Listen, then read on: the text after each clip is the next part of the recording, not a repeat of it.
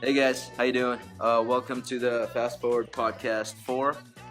Today's guest is Eric Tucker, the DJ Eric Tucker, and let's just kind of get on with it. I'm gonna start asking you a few questions here.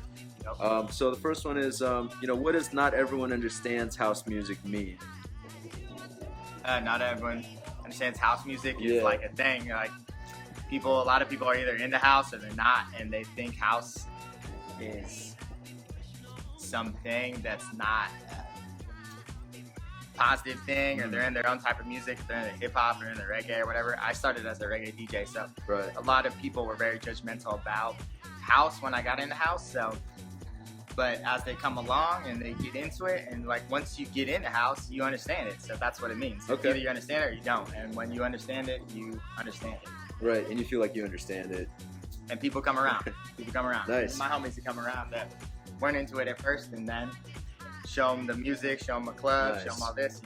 Sick. So, all right, let's just take it way back and just ask you, how did it all start? How did it all start?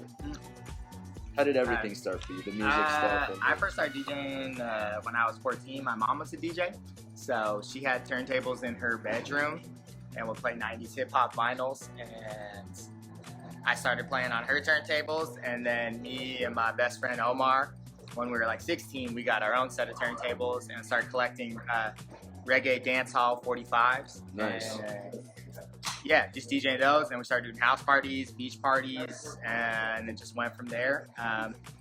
We was playing some clubs in the city, and actually Nice. we were under 21, so they had to So, sneak us in the back okay, door. so before we get into all that, Mhm. so you're saying, so your mom had a kind of big role in this, and Yeah. maybe talk about Sure. that a little bit more. Just like how did she affect all of this for you? Like I said, she was always she had the turntables, 90s hip hop, and she was always playing music, and she was turning me on to music. Nice. Yeah, she got me into the DJing, and she And how did got me in how the did she house. get you into the DJing exactly? What was that? Well, she just had the turntables there, and her and her friends were playing music, and then I would go up to her room and play tracks, and then I started collecting records, and that was it. That was like I learned from a very young And you age. grew up around this, like Yeah. it was just all the time, this kind of All the stuff. And time, obviously, as you got older, you just really into it. Obviously Uh-huh. now, Yep. that's really cool, and that's how you got into DJing. It's just it all started from there. From moms. Yep. Wow. Yep. And so, like, I guess when did you realize this is something you wanted to do? It sounds like you realized that like when you were younger. That was it. Yeah. So our whole style was we were doing house parties, beach parties. I've always worked. I mean, I think that you should always work another job. I think it's good to not put pressure on the DJ scene. If you are relying on it and for money or whatnot, you put in a weird like energy into it Right. and too much pressure. And I think that if you've got other things going on, you just keep it going. And it's a long game. I mean, I've gone through periods of not DJing, not making music, but then you come back into it, and it's really a lifelong. Right. Thing. And this is something that you love. It sounds like. Exactly. Not That's just part like- of me. Yeah. Cool. Do you have any thoughts on like spinning CDJs versus vinyl turntables, spinning records? I mean, I grew up spinning records, so I think that makes the whole CDJ thing easier and just knowing how to do it. I mean, it's so much easier to beat match and whatnot. And to me, like, if cats can mix a track with vinyl, that's kind of a street cred thing. It's a lot harder than mixing a track with the CDJs. But I use CDJs all the time. USB, it's a tool. It's easier. You know, Easier, records are heavy. You can't find like a lot of the newer tracks are non-vinyl. So, I mean, it is what it is. I still got my record collection. I still mix vinyls and whatnot, but I fully embrace USB and Right. CDJs. Yep. Yeah, I feel like a lot of people have that same response. It's just easier and it's what everyone does. But you're always gonna want those turntables around. Like you brought one today, Exactly. right? It's something you can't like let go. You always gotta have. Yeah. I feel the same way. So let's take it back again and maybe take me through what was it like spinning at your first big party. What do you consider a big party or something? First big party, man. I mean, that's hard to say which one was which. Or Like I said, we did beach parties. The big thing was we started playing clubs in the city, and we were underage. And like I said, they had to sneak us in the back door. My older sister was really into sneak reggae the scene, DJ in the back door. and she knew reggae promoters. So we'd go in the back door, we'd sneak a Guinness, we'd be smoking blunts in the back or whatnot. And So you'd say that was a big party. It sounds like one of these experiences where you even snuck in into a big party. That's we what it's played like. we played one at Slim's before Wayne Wonder. big reggae sing J, and we were playing like, you know, brand new dancehall 45s, and the band looked up and they're like, what is this? And, you know, we're a couple 18-year-old freaking like white boys playing some gnarly dancehall reggae, and we got a lot of street cred for that. So, that's cool, and there was, you know, and that was cool because there was like a lot of people there or something. there was a lot of people. It was packed. There that's what was you at consider a Slim's, big which was a party. big club, and that was like Right. 15 years ago. So, Wow. Man, that's awesome. You know, it's like you know, have people ask like, how did you get in here through the back door? And Yeah, now you're back door, spinning- literally, Now yeah. you're spinning the party. literally, yep. All right. So how would you, you know, describe your style? I guess overall. My style right now is very like, I'm really into soul house, kind of jazzy house. Coming from a reggae DJ, like that's why I love house, and I love like kind of Caribbean style. I think that's the coolest thing is everybody has their own ear, their own musical history. So me coming from reggae, getting into soul house, like kind of Caribbean house, it plays right off my background, and that's the style. Vocals, I love vocals, like kind of soul diva, Soul. Okay. piano, classic. I mean, to me, that's the sound. It's like kind of back to where house started. It's kind of drifted. It's got a lot of house. It's kind of poppy, and I play a lot of like, I just kind of play like how house used to be. I like to play tracks from, but sound like they're from the 90s or whatnot. Right. I heard a lot of you played. You know, yesterday I heard a lot of classics. You know, and that's great. And I could tell you're one of those people that tries to take it back to the roots. Yep. You get some kind of connection from before. That's really cool. I mean, I really appreciate when I hear that. How did you get into? How about making tracks? You know, how did you get into that? Oh, making tracks, man. Again, back when I was 18, I just wanted to keep it going. Like when you DJ and then you want to just take it further. Next I level. grew up in Marin, so I went to college in Marin. I took 4 semesters of classical piano because I wanted to learn more about just piano scales and chords and whatnot. Nice. So I took that specifically for making beats, and Nice. I've always just kept doing it. I didn't know that. Whether That's it's cool. piano or I played drums, and I got hardware, but then I also make tracks on software and whatnot. So How does the hardware and the software work together? I've really got into that. they're kind of separate. So I have like some live set stuff I do with like some analog drum machines and synth, and then tracks I'll make just on software. So it's Okay. kind of like it is what it is. I mean, to me, it's like you use your tool. Don't worry about it. I think a lot of people stress too much about tools and gear, and you don't need to. It's like, to me, it's all about the music, and it's about what you make, and just do you. Don't use gear as an excuse. A lot of people Right. I need this keyboard before I can make tracks. and Yeah, I all was this gonna shit, say you know people what I mean? get stuck on one piece of equipment or one thing, and they think it's some kind of block that they create, but all they got to do is just Exactly. keep it It's going. artificial. I've done that where I'm like, oh, I need this keyboard that's like a G, and then you buy it. But it's not even about that. It's about your motivation, and you don't need a bunch of fancy shit. You just start making music, and that's what it is. Right. Yep. So what inspires you to make some of these specific tracks, or like a recent track that you made? You know. Again, I like to make tracks that I like to play like, again, old school 90s house. Just if you hear my tracks, I got a lot of piano. You can hear my old piano riffs, a lot of scales and whatnot. And like I said, like I like classic, like, you know, piano like that. It just sounds like an acoustic. But how do you? piano. What makes you like want to just make a track that day and like I'm gonna go this way or that way? You know, where do you get like the inspiration or the idea to do it? Even It just happens. It just You can't happens. force it. To me, like, sometimes I just turn it on and it'll happen. And I make Just tracks and you make it in an hour. You can't force it. You can't plan it. You just turn it on, and when you're ready. And I'll go like a month without working on a track, and then one day I'll be like, hey, I want to make a track right now. I'll turn it on, make it in an hour. And yeah, like I Feeling said, it, it's just all feel about it. your motivation. You just jump, you just ride it. cool. And some of your tracks, you know, you pressed on vinyl, which is pretty dope. Yep. What's that like? What's that process of getting a track pressed on a vinyl record? Yeah, so yeah, I wanted to do that just to have a physical thing, and so what I did is first, so I did a 4-track vinyl.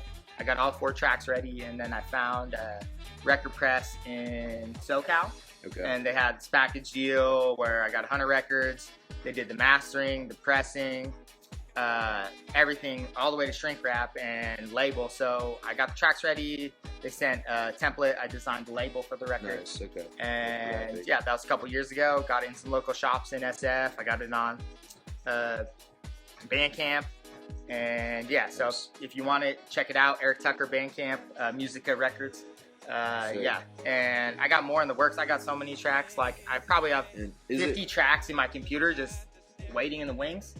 But it's not like just sending links to a set you recorded. You have to like physically give out these records to people, or exactly, or have them buy it off you. Like exactly. That's cool. That's kind of like how it used to be, I guess. All right. Well, maybe you can tell us more about Musica Records. What is that all about?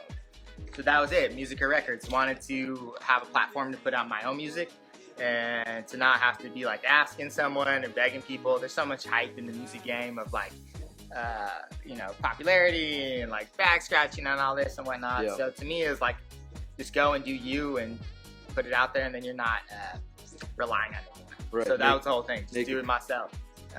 Make a company, make a label, do you, make a brand. And it was underground. It's like there's no trademark or anything. You just do it underground. That's how it used to be, and you just do it. You know what I mean? Don't gotta overthink it. Just make music, put it on a fucking record, put it on the internet, whatever. Just don't overthink it. Put it out, and you're always gonna be happy you do. You gotta get your work out there. You know what I mean? And don't worry about it. So many people make songs and they never get it out there, and it's just sitting in their computer, sitting on whatever, and no one even knows it exists. So it's just do it. Right. Just do it. Just do it. Just do it. Like just fucking do it. Yeah. I got you. That's a good approach to take. All right. So what is the Esmeralda Bus? What is Esmeralda Bus? Is a real thing. So one of my best buddies I grew up with, Joe Vander in Bolinas, got a bus about 6 years ago. He bought it for Burning Man. Oh, okay. And so first we did some like kind of underground like bus raves where we pulled it out, we put some speakers out, we had a controller, and then we kept building it up where we set up this whole thing where he got a sound system and an inverter in the bus. So the bus is running and it's powering a full speaker system.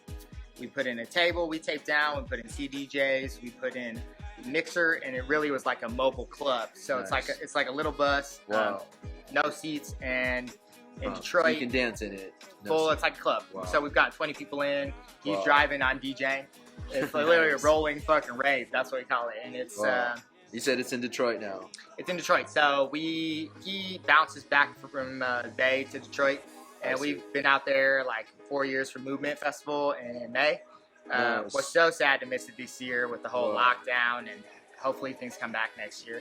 Man, Eric, that sounds amazing. I mean, I hope one day I get to set foot on this legendary sounding Esmeralda Bus. Rolling rave, yep. All right, let's get to the tough questions here. How do you feel about all the shutdowns of the indoor public music venues?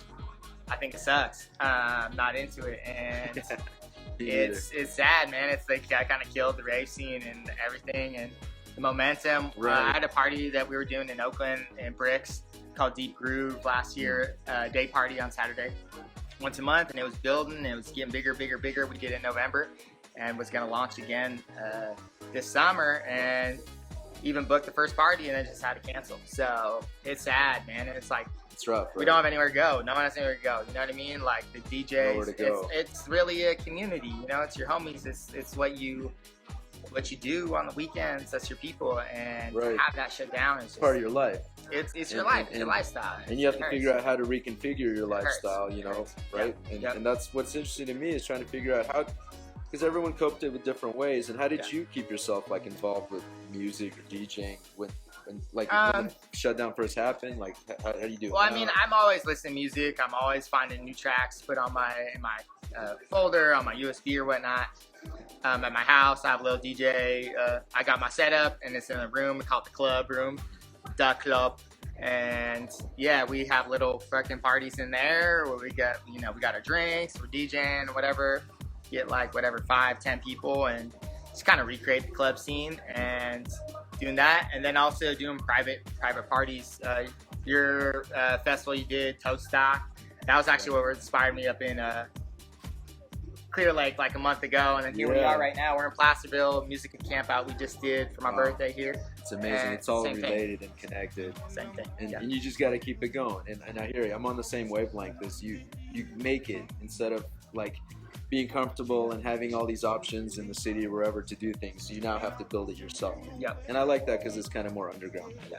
And some people like kind of want it to stay that way, which is kind of weird. But okay, so let's talk about Toadstock a little bit. And I did ask you earlier to spin there, and it was a dope party, obviously. mean, what were your first thoughts and reactions when you kind of heard me even talk about it and say that I'm doing this outdoor thing? Like, Yeah. when it was so close to the shutdowns and everything. I think it was cool because I'm like, to me, it's like you gotta keep it rolling, and I think like, Right. you know, you can't hide out, you can't just. We gotta do what we gotta do. You gotta adapt, and like we don't got Yeah. clubs, don't got big festivals, so something small.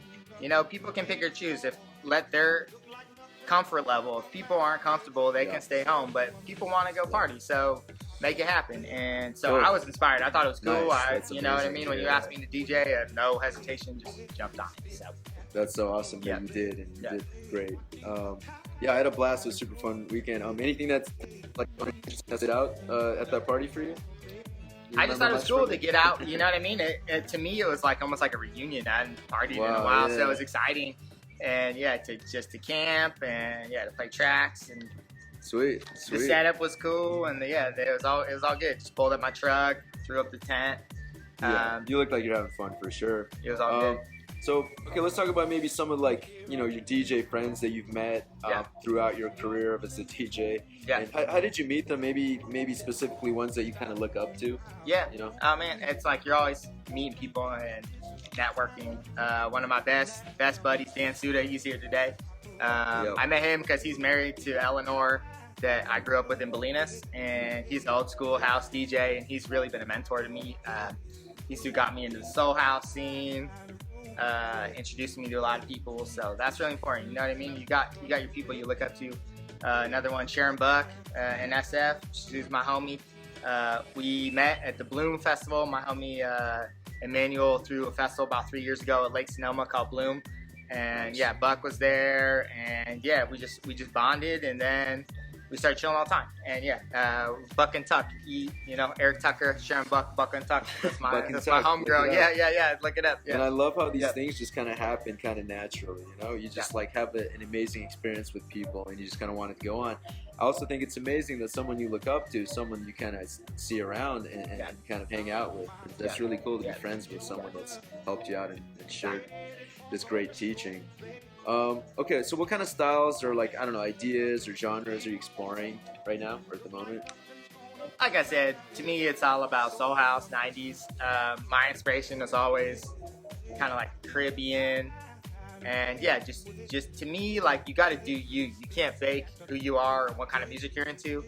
So for me, coming from reggae, like Caribbean, house music, it's all the same. You know what I mean? It's the same tempo, it's the same beat, and it's what I vibe on. And I know when I hear a song, like right away, and I buy it. And you know what I mean? You don't gotta just do you. Play what you want to play, and that's what's gonna shine. And that's people are gonna feel you, because if you love your songs and you love your tracks, you love your set, people are gonna feel that and they're gonna love it. Nice. And so, and like what have you tried anything new out like recently? Like maybe like the kind of tracks you're looking for, you know, or certain things. It sounds like you just kind of keep going this thing that I'm you always- got and you just roll with it. And, I'm always building. I'm always searching. So when I'm at the Cool, house, I'm cool. listening to mixes on YouTube, SoundCloud.